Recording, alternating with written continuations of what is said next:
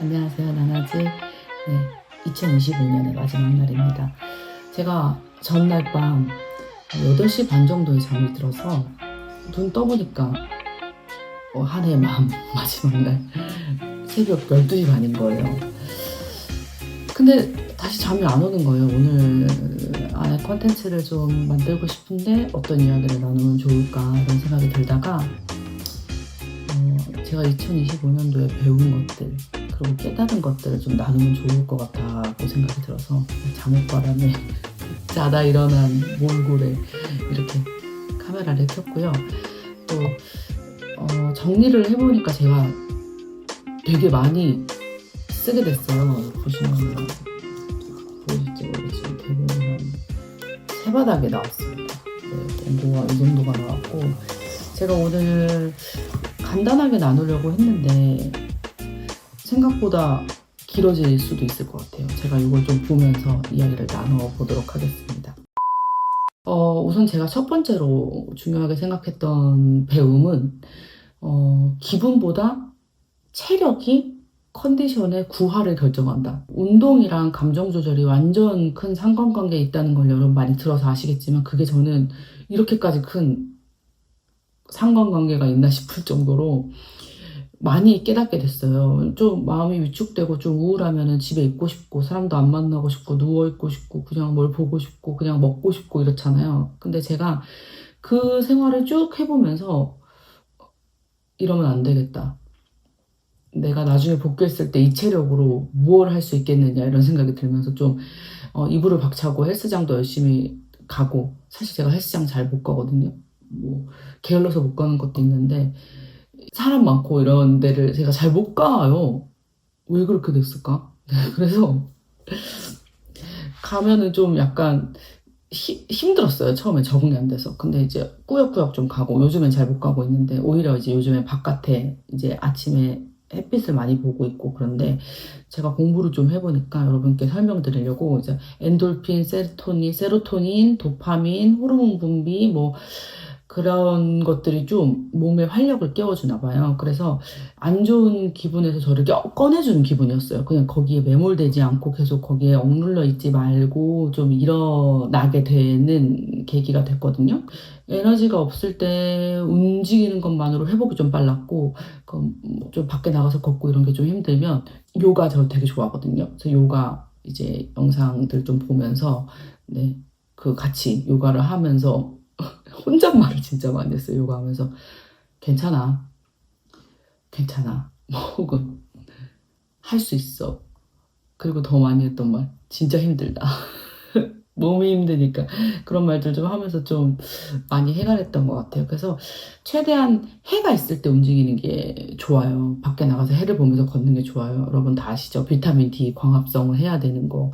햇빛이 왜 좋은가를 제가 좀 찾아봤더니 기분 스위치를 켠대요. 세로토닌 분비가 막 늘어나면서 뭐 기분이 안정되고 우울감이 감소되고 불안 완화의 핵심적인 신경 전달 물질을 내보내줘서 해가 있을 때 걷고 나면 이유 없이 기분이 좋아지는 게 아주 과학적인 이유였던 거예요. 그렇게 해가 있을 때 좀 걷고 나면은 밤에 잘 때 생체 리듬이 세워진다고 하더라고요.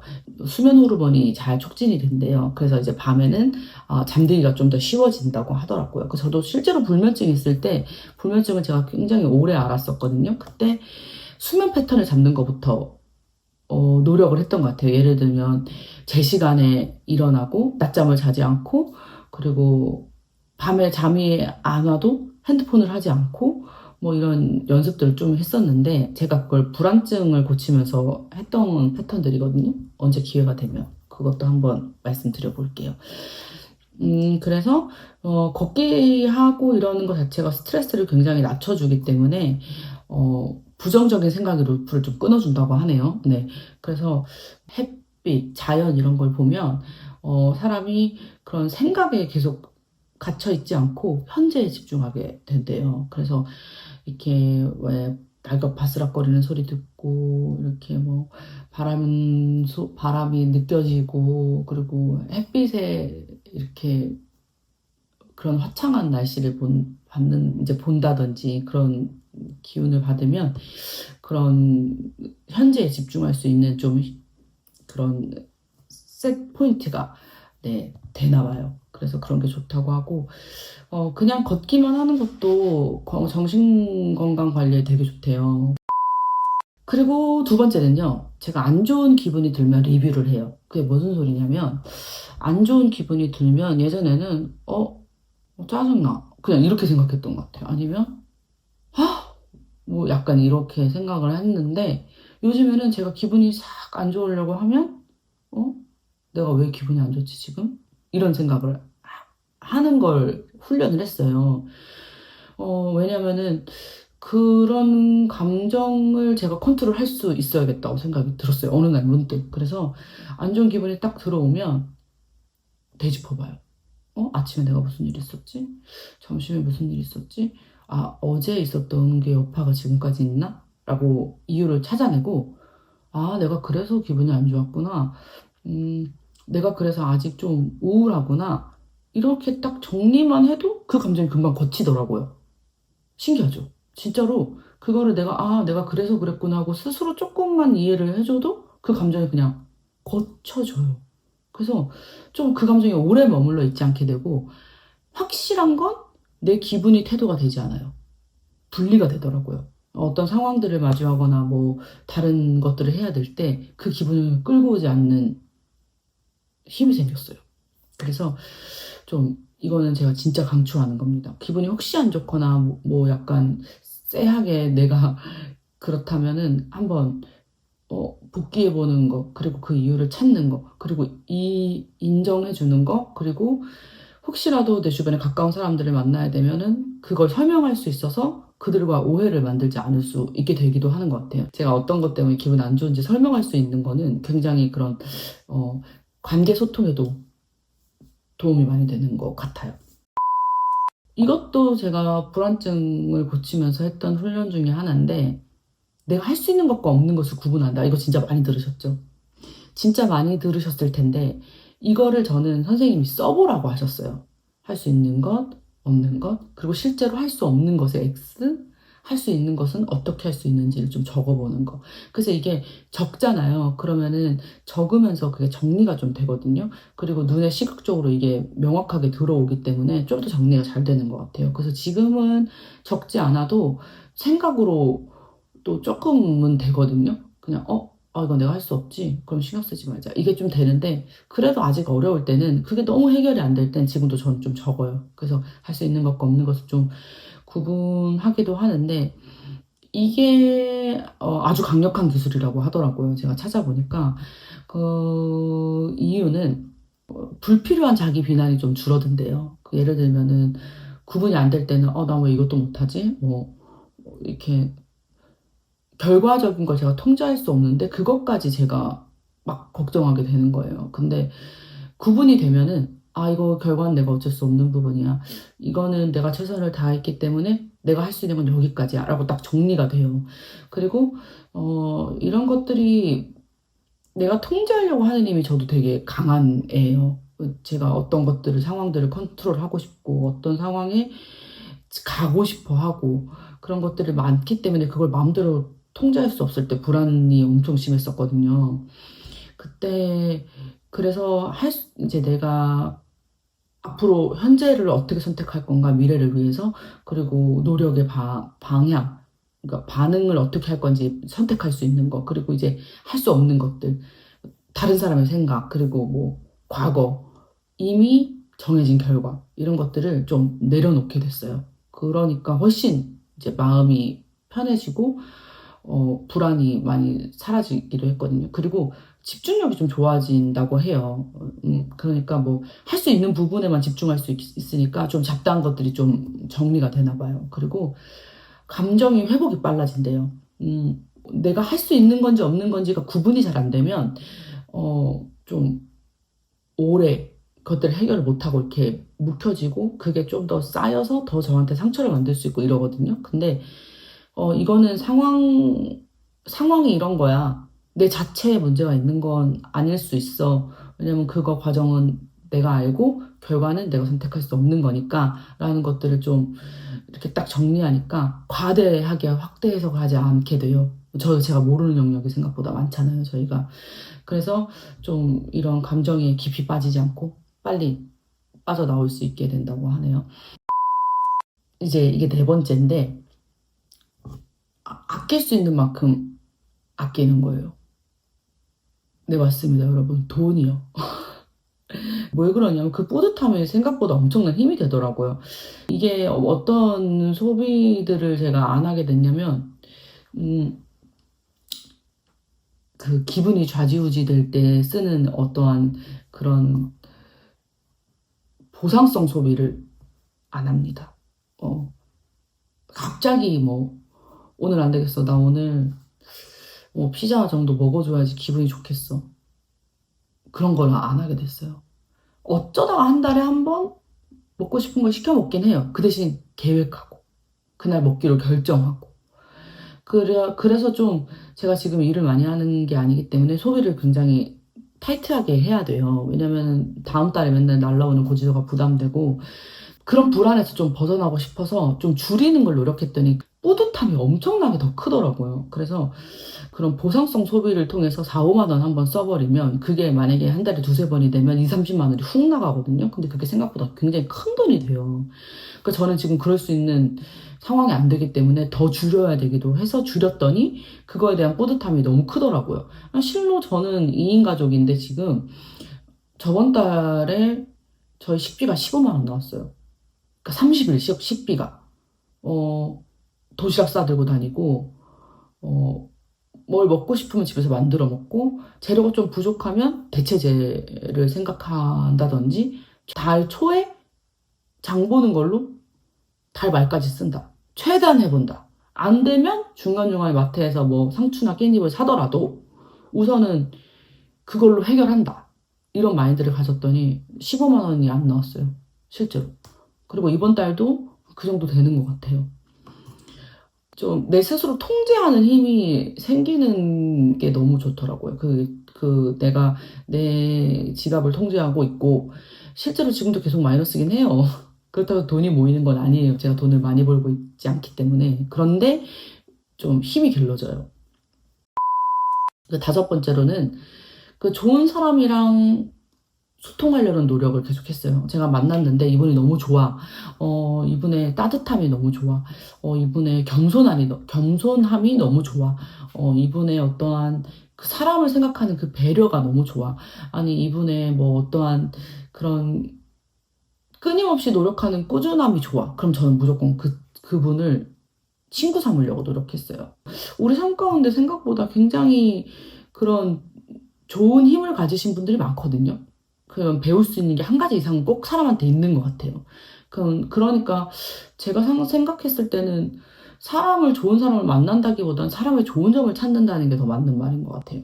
그런 좋은 사람들하고 같이 있다 보면은, 이제 내가 과하게 막 잘 보이려고 하지 않아도 되고, 뭐, 나를 뭐 설명하려고, 증명하려고 애쓰지 않아도 되고, 그냥 그분이 그냥 그대로 나를 이해해주고 받아들여주는 것이 제가 되게 그런 안정감을 많이 느꼈던 것 같아요. 그래서 그 안정감을 느낄 수 있는 사람들을 좀 주로 만나려고 노력을 했고, 그러다 보니까 나를 평가하지 않고 나를 있는 그대로 사랑해주는 사람을 만나려고 내가 노력하니까 자존감이 자연스럽게 이렇게 잘 보호가 됐던 것 같아요. 아니면은 좀 깎여있던 자존감이 올라가기도 한다든지.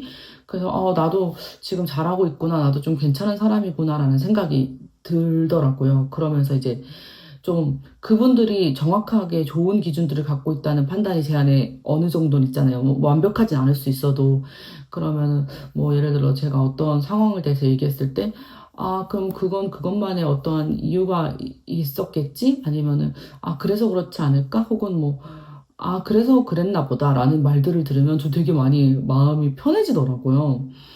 그래서 좀 어떠한 오해하거나 잘못된 기준에서 좀 저를 바로 세워줬던 것 같아요. 그 좋은 친구들이. 그래서, 힘들 때는, 좀 좋은 사람들을 만나는 것이 아예 혼자 고립되는 것보단 나은 것 같아요. 훨씬. 왜냐면은 혼자가 아니라는 마음을 들게 하거든요.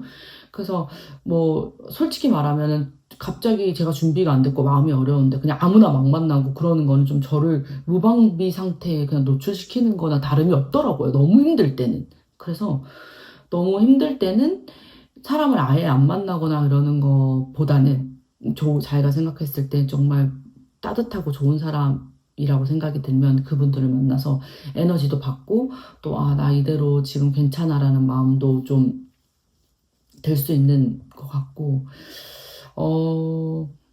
그런 것들이 나를 좀 더 좋은 사람이 되게 만드는 것 같아요. 그러니까 더 나랑 비슷한 상황에 있는 어떤 누군가를 좀 품을 수 있는 힘도 좀 길러지는 것 같고 이해할 수 있는 힘도 좀 길러지는 것 같고 그래서 아무리 힘들어도 혼자 있지는 마셔라. 그러니까 내가 생각했을 때 내가 믿을 만하고 좋은 사람들을 그래도 엄선해서 조금은 만나면서 내 마음의 근육을 조금 더 키워서 세상에 나가서도 이 어떤 마음의 방탄처럼 이렇게 탁 어려운 상황에서 딱 이제 힘을 낼 수 있는 그런 길러낼 수 있는 힘을 기르실 수 있다. 이런 얘기를 하고 싶습니다. 그래서 2025년을 마무리하면서 제가 5가지의 저의 어떠한 한 해 동안 배웠던 이제 마음의 힘을 기르는 방법들을 말씀드려봤어요. 뭐 첫째로는 아까 정리를 다시 한번 하자면 기분보다 체력이 컨디션의 부하를 차지하고 해가 있을 때 나가서 의식적으로 걸어라. 그리고 둘째, 안 좋은 기분이 들면 리뷰한다. 내가 왜 안 좋았는지, 어떤 것 때문에 내가 마음이 상했는지 인지하고 그것들을 인지하면 마음속에서 쉽게 떠나가더라. 그리고 세 번째, 최선을 다한 결과에 대해서 너무 생각하지 말자. 저도 잘 안 되거든요, 아직. 근데 생각하지 말자. 내가 할 수 있는 것과 없는 것을 구분한다. 그것을 일기에 쓴다든지 혹은 이제 생각으로 정리를 하는 습관을 들이자. 그리고 네 번째로는 아낄 수 있는 만큼 아껴라. 돈을 아끼는 게 내가 나를 통제하고 있다는 그런 마음이 드는 것이 저를 좀 더 튼튼하게 한다. 그리고 다섯 번째, 좋은 사람이랑 소통하려는 노력. 그런 노력들은 멈추지 마시는 게 좋겠다. 그것은 오히려 나를 좀 더 다른 사람들을 품을 수 있는 그릇을 넓혀주기도 하고, 그런 나의 그런 소속감이 나를 조금 더 일으킨다. 그 제가 어느 글에서 봤는데 사람한테 가장 힘이 되는 거는 내가 마음이 통하는 공동체 안에 내가 소속돼 있다는 마음이 들 때 가장 힘을 얻는데요. 그렇다면 우리는 혼자만 있어서 해결해서 조금 더 마음이 이제 좀 풀려질 때가 있고 또 누굴 만나야 할 때가 있는데 막 아무나 막 만나고 막 그냥 막 이렇게 에너지를 쓰라는 건 아니지만 저도 이이긴 한데 아이이기도 해요. 뭐 왜냐면 MBTI가 E도 나왔다가 I도 나왔다가 하거든요. 요즘엔 I가 좀 더 많이 나오는데 I라고 해서 혼자 있는 걸로 에너지 충족되는 건 아니라고 하더라고요. 그래서 E라고 해서 무조건 사람 만나서 에너지를 쓰는 것만이 그 사람을 어떤 살게 하는 건 아닌 것 같아요. 사람이 어떻게 이렇게 몇 가지로 구분되겠어요? 자기한테 맞는 게 있겠죠? 근데 저의 어떤 노하우는 좋은 사람을 만나고 소통하는 데 있어서 그냥 있는 그대로 수용도 받아보고 내가 있는 그대로 수용할 수 있는 힘을 거기서 좀 기르시라 라는 얘기였습니다.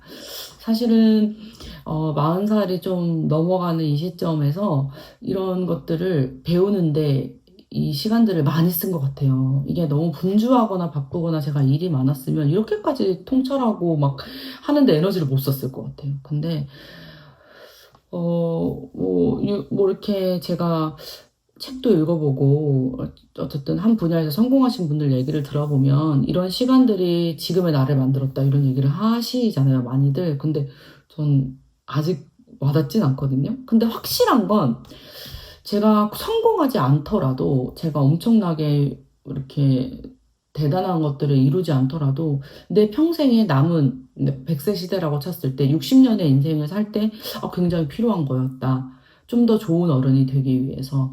그리고 또 제가 언젠가는 이제 누구의 부모가 될 거잖아요. 그럼 또 누군가를 양육할 텐데, 그럴 때 좀 이것들이 정리가 좀 됐었어야 내가 아이를 키우거나 혹은 누구를 가르치거나 또 소통할 때 굉장히 필요한 시간들이었구나. 꼭 비단 성공뿐만이 아니라 인생을 놓고 봤을 때.